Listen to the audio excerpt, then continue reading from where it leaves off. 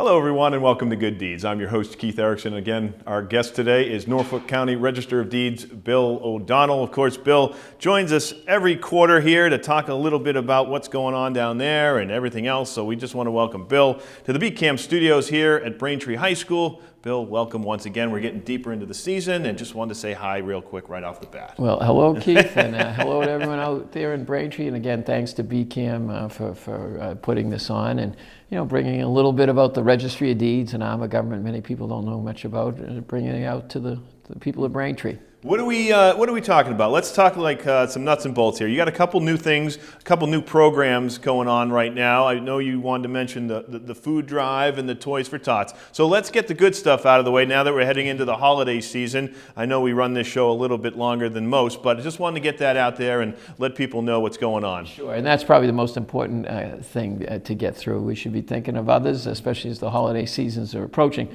So every year we do a food drive. We do it at the, you can feel free to come by. We're going to start November 14th at 649 High Street. That's where the Registry of Deeds is located in Dedham, Massachusetts, across from the Gold Dome Superior Court. But every day there's a need within the local communities and the food pantries, no different here in Braintree. So if you can't come out to Dedham, please go to our website at www.norfolkdeeds.org. We have a list of all the food pantries in each of the communities, and you can always drop the food off directly, and I'm sure they would appreciate it. The other sort of community-sponsored event that we've done, and we've done it for years since I've been here, we've partnered up with the United States Marine Corps Reserves. We thank the Marine Corps and the servicemen for their service to the country. But they started years ago, in 1947, a program to get collections for the holidays, to think of those less fortunate. So we are a drop-off point at 649 High Street in Dedham that people can drop off gifts and toys and items as we move forward to the holiday season. That's awesome. I mean, that's just a wonderful thing to start the show, and let's keep thinking of others as we get moving on into Thanksgiving and also Christmas and New Year's. So that's a great thing that you guys are doing over there. Let's talk a little bit about numbers. We'll shift gears here a little bit. I know you got your playbook over there, your number playbook, and so what do we? I feel like Bill Belichick. Right? I mean, well, hey, if you can beat the Jets with who you have at quarterback, you're doing just fine. So let's help some people out here. They want some information about what's going on with some of the housing here in this county, and talk to us a little bit about what you have over the last couple of months. Sure. Well, as Bill Belichick would say, it is what it is.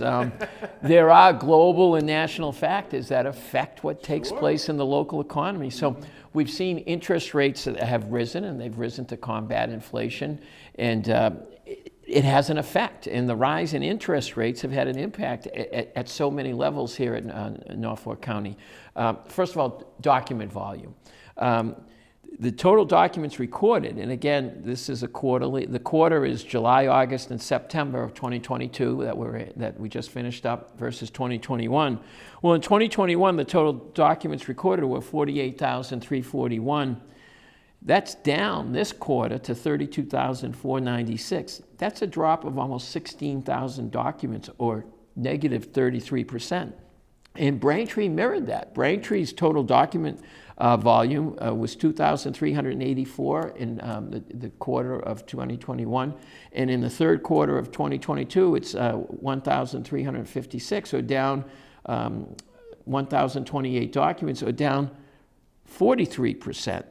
And now, what's a component of document volume? Document volume is all documents that get recorded: mortgages, Board of Appeals decisions, discharges if you're lucky enough to pay off your mortgage. But we look at deeds. Deeds are, involve sales, involve property transfers. And in Norfolk County, in the third quarter of 2021, it was 5,893 deeds. But this year, it's 4,642. That's down 1,251, or down 21%. And Braintree, again, mirrors what's happening in the county. There were 344 deeds in 2021, 230 deeds in 2022, or a decrease of 33%. So things are slowing down. Again, people, the economy is still good, but I think the real estate economy has seen prices starting to moderate and things slowing down to the point some people are saying there's, that bad word, recession. Sure.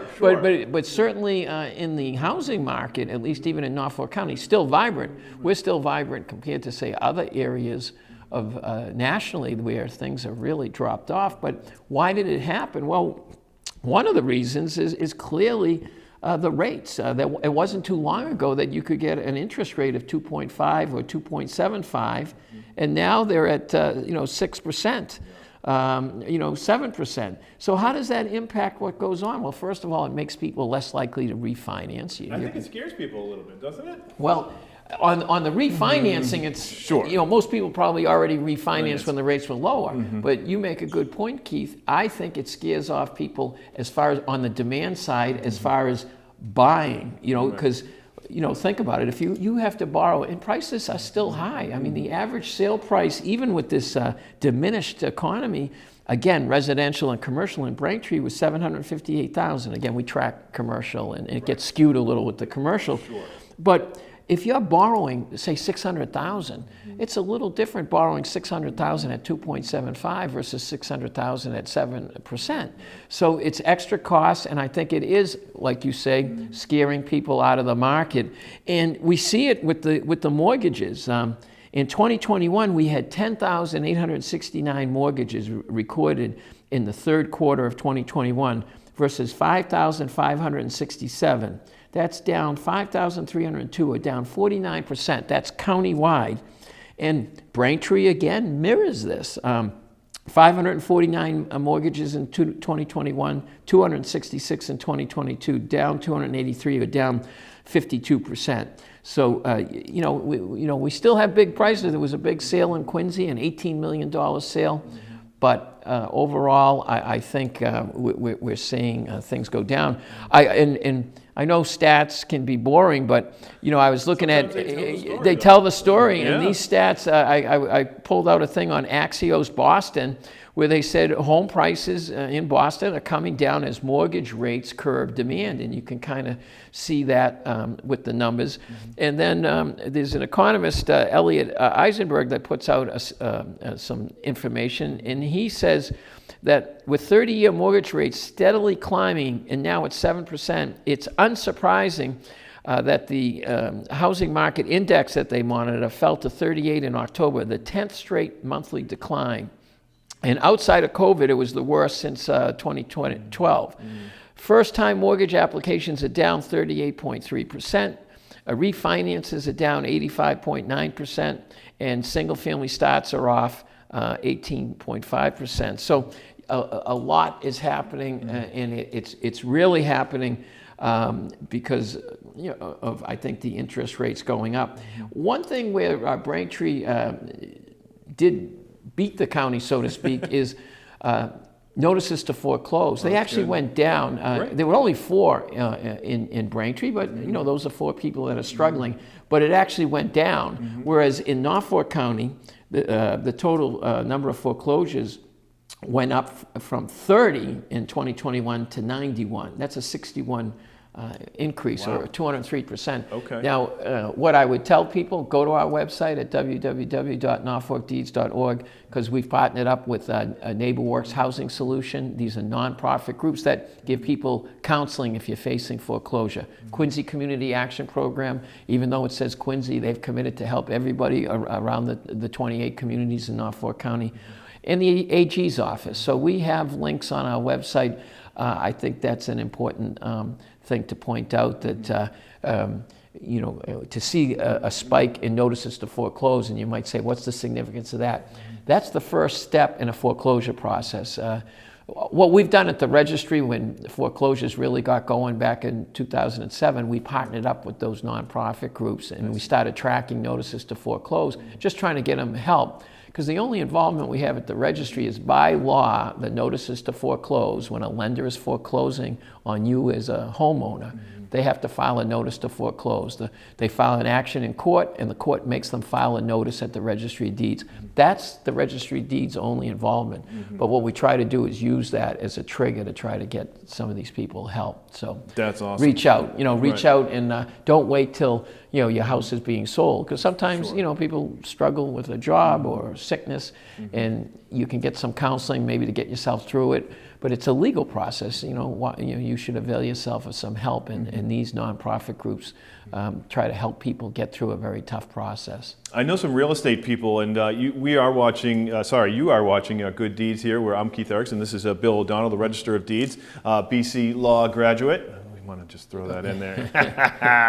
They're not doing too well in football either. Yeah, well, that's all right. That's okay. But anyway, so I just wanted to get a little more perspective on some of the numbers that you just gave us, Billy. I have a couple friends that are in the real estate business, and they're salespeople, and they're starting to see not as much demand to buy, and they're dropping prices in housing. And even just last year and a year and a half ago, there was people just knocking down doors just to buy whatever they could get. So I'm just wondering, your numbers are dictating, a little sort of slowdown, but, even they're seeing it too out there in the field. Anecdotally, we stay in touch with brokers, and they say that, and but this Axios Boston that has a real estate section, it said in May of 2022, just before mortgage rates spiked, 74.4% of homes sold over asking. In September of 2022, only 51.6% sold over asking. And then it said on the flip side, only 13.2% of listings reduced their original asking price in May, compared with 29.6% in September. So those stats kind of reflect what you're seeing is that, and maybe it's the market becoming more normal, as Sure. some people might say, that it was such an aggressive demand where, not only anecdotally, but the stats were showing that you could have, 6 or 7 people, putting bids over asking, and at open houses, 40 people showing up, and there was tremendous amount of demand. I still think Norfolk County and Braintree in particular, there are great communities in Norfolk County. Braintree's one of them. I think people want to live here, but there has to be some adjustments, because Norfolk County isn't in a vacuum. Sure. That these national factors of the interest rates going up, never mind, I think you mentioned people are afraid. And there's inflation pressures, gas prices going up, so people start saying, well, wait a minute, I have to think about feeding my family or getting to work, putting gas in the car, and suddenly trying to buy a house at a 2.75% is a little easier than what's going on now. Tell me a little bit about the Register of Deeds, if you could. I know a lot of people are like, oh, where's the Register of Deeds? Let's do some nuts and bolts. I know you've been there for a few years now. Yes, time goes by. I've been there since 2002, and when I think about it, you get a little perspective as we approach 20 years. I guess back then I used to say it's time for a change. Now experience matters. I don't know, but a lot has been done. The internet was just starting. Actually, when we got there, they didn't have email or anything. Think about that. I'm sure the younger people out there are going, "What's he talking about?" But we with the whole advent of the internet, we've tried to make the Registry of Deeds relevant. And one of our initial priorities was to make the records, to bring them into people's homes and businesses. So, we did create a website, and that website has great information tool, as we talked about. We have information about the food pantries, we have information about homestead. We try to make government relevant, that you can go online and get some information. But on our website, www.norfolkdeeds.org, you can look up information. It's and really, the lawyers, the registry's principal mission is, hey, people, we authenticate, and the records authenticate the legal title to people's property. So that's what it's about. But now more and more people are getting into historical and genealogical research. So our records go back to 1793. So the Registry of Deeds has been in Dedham since 1793, and our records go back. That's when Norfolk County was established. And if you go online, enter Book 1, Page 1, now this didn't happen overnight. It probably did take a number of years, 2 decades to move from having nothing, just being paper driven, to utilizing modernization initiatives so people can look up the deeds. There's 4 presidents born in Norfolk County. You can enter their names and find out the documents. You can see a document from John Adams, 2nd President of the United States, deeding a property to his son, John Quincy Adams, 6th President of the United States. Other things we did, we transcribed. There were over 450,000 documents from 1793 to 1900 that were handwritten. I had bad penmanship. I couldn't have had a job. But when you came in by horseback and they brought the document in, the person with the best handwriting wrote out the documents. Well, we transcribed that. So if you enter, again, book 1, page 1, the legal document is the handwritten document. That's unreal. But you hit another button, the transcribe. And a lot of people are doing it now to, they actually list the things that were in a house in 1800. So there's a lot of good information there. And we see more and more people using our records for historical and genealogical research. Have you ever had a field trip, like kids from a school come down and be like, they pull the bus up and you're like, hey kids, come on into the registry. We got plenty of history here. We want to talk about it and we want to show you what actually has happened over the last couple hundred years. When I was a kid, I wanted to go to Lincoln Park or the Red Sox game. I don't think they want to go to the registry. However, we've had groups come in. We've had the Massachusetts Realtors Association brought their group in. We've had foreign groups. We had a group from Pakistan. We had actually a group from Russia when things were going better than they are now come by. So we have had some international groups come in. In fact, the Russian group, they were trying to figure out the type of land ownership that they want. They were looking at the records and trying to get some ideas. So we've had groups come by, but more of the adult field trips as opposed to the kids. You're not handing out candy at the front door. I understand. Talk to us a little bit about, the homestead. And a lot of people want to get more information about, filing a homestead. And can you talk a little bit about that, if you could? Sure. If you own property, you have a right by state law to declare an estate a homestead. Under Chapter 188 of Massachusetts state law. So what you can do is it's a 1 or 2 page document where you declare a homestead, and once it's recorded at the Registry of Deeds, you get certain protections. You can't, if you don't pay your taxes to Braintree, they can take your property by tax title. If you don't pay the bank, they're going to foreclose on you. But there are other situations people get themselves in, and actually by having a homestead, it prevents the forced sale of your home. Not when it comes to the town or not when it comes to your lender, but in other situations. So hopefully you never need it, but it's probably worth having. The good news is the legislature in 2016 passed a law that said there's an automatic homestead of $125,000 that gets a portion depending on how many people own the property. But for recording a document, you get $500,000 worth of protection. Right. And more than protecting the house, there's other little benefits. For instance, if you have a homestead recorded, when you go to sell your house, they cannot swoop in and take the proceeds of your sale. You have a limited protection of those proceeds for 1 year. Or if your house, just say your house burnt down and the insurance company gave you a check to rebuild, the creditors can't swoop in and go after that money for 2 years if you have a homestead recorded. So there's all these little benefits of having a homestead. Hopefully you never need it. But I think it's great. You can do that online, or would you recommend going in person? Well, again, to record online, and again, there's another modernization initiative that in 2002, what do you mean recording online? But what happened, we started recording electronically on the registry side. Okay. And remember, the registry side, we just recorded, we have over 40,000 books of recorded information on the registry side. And then in 2016 into 2017, myself, Register Buckley in Plymouth, Register Meade down in Cape Cod, we got involved in legislation where we got legislation passed that allowed us to do electronic recording on the land court side. That's a separate side where we have over 1.5 million documents have been recorded on the land court side in Norfolk County. So again, our scan library that you can view is tremendous.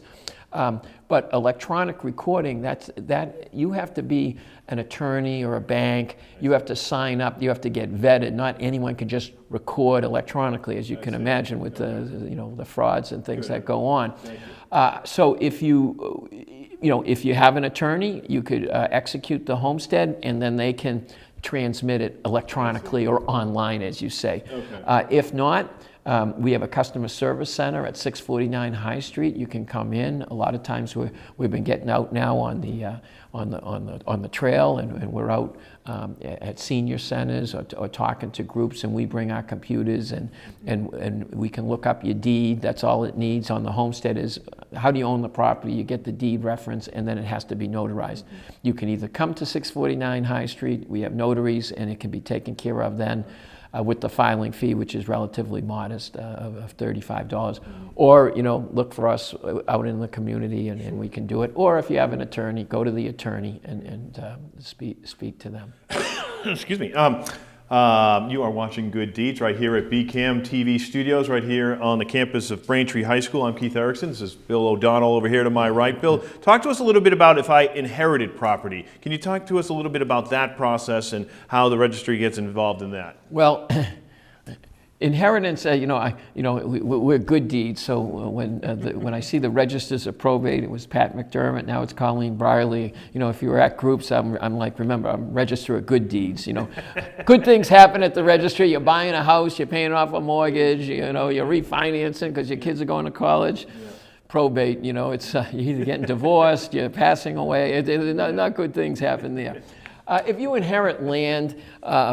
That all goes, it doesn't go, that's really through the registry of probate. Okay. Wills have to get allowed and things like that.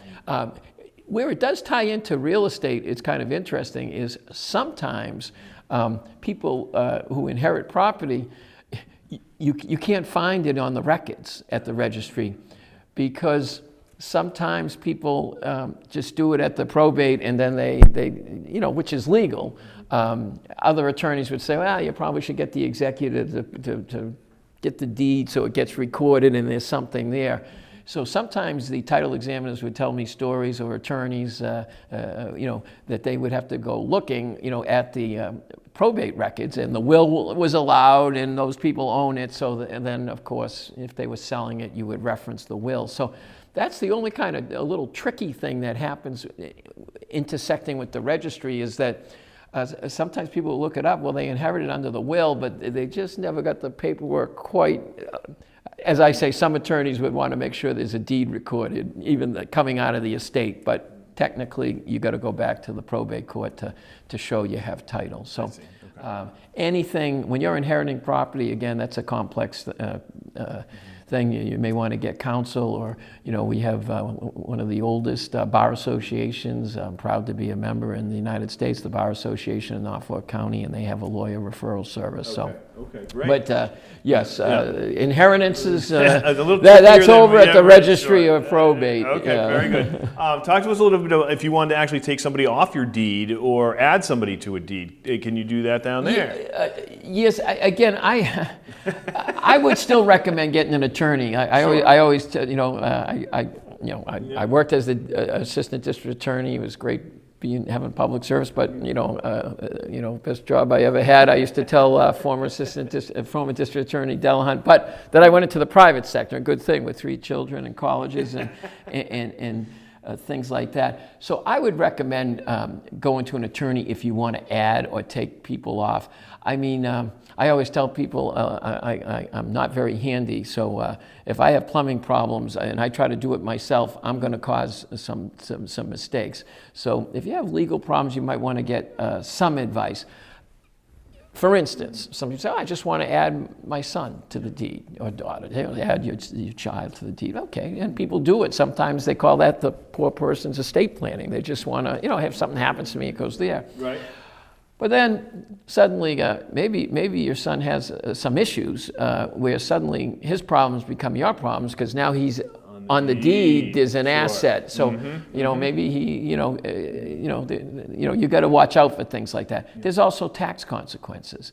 If someone passes away, again, you can bring a death certificate to the registry, and that shows that the person that was on that deed is not there. And a lot of times, even if you don't do it when you go to sell the property, the attorneys will take care of that at closing. You know, when you go to sell your house, you know, they'll say, well, where's the other person? Oh, the person passed away. Well, we need a death certificate. So some of that, some people like to get it done timely, like right when it's happening, you know, type A like myself. Other people, it will get done. You know, as someone who's type A, it will get done. The lawyers will, you know, when you go to sell a property, a lot of this will come up. One thing I would say, as far as don't wait till when you go to sell the property, and it's good to be type A, is on your mortgages. We all borrow money. When we borrow money, the lenders make sure mortgages get recorded at the registry so that if we don't pay, they have rights to take our property. Well, when those mortgages get paid off, and sometimes they get paid off outright, congratulations. Right. Other times, because the rates were low, you're refinancing, but make sure that those mortgages that either you paid off outright or when you refinanced your old mortgage, you might have had a higher rate, it got paid off. Make sure the mortgage discharges have gotten to the registry, because those mortgage discharges tell the world that that mortgage has been paid off. Okay. And on our website, we have a document, again, www.norfolkdeeds.org. Where has our bank gone? Where has my bank gone? Because, you know, Braintree has great community bank. You go down there, they'll look it up for you. Oh, you need a discharge, you know, here it is. But some banks, a lot of people borrow from these big national banks, and they weren't as customer service oriented. So you want to make sure, and some banks went out of business. People forget in the 1990s, banks, you know, some banks actually got liquidated. But banks have merged, and it's sometimes hard to find out, hey, I just need a piece of paper that says I paid that off. That I would not wait till the last minute. You can either go on our website, you can actually look up to see whether your mortgage discharges. If you go up, you run your mortgages and you hit an abstract button and it says Y or N. If it says Y, it means it was discharged, and it usually has a link. Okay. Anything in blue on our website, you know, you hit the link, it takes you somewhere, it will show the discharge. If it says N for no, and people are going to say, well, wait a minute, I paid that off 20 years ago. Well, you still need the mortgage discharge. And you should also make sure your equity lines. Some people say, oh, I haven't used it for years, or I closed that out years ago. You may have closed it out, but a lot of times you still need a mortgage discharge recorded at the registry. So when you go to sell the property, it tells the world that that mortgage has been completely discharged. So, okay. Great. That's some good advice to wrap up the show. I'm telling you, we bring it all, you know, full 2830 here on Good Deeds. 2830. Yeah, exactly. Play that number at Powerball tonight. Oh, well, you know, you might not see me again if I actually hit the Powerball ticket. But anyway, we'll figure it out. Billy, thanks again for being here. Appreciate it. Keith, thanks Bill so O'Donnell, much. Register of Deeds down there in Dedham. Talk to him soon again. We have been talking with Bill O'Donnell, of course. He is the Register County of Deeds. And you've been watching Good Deeds. Until next time, I'm Keith Erickson.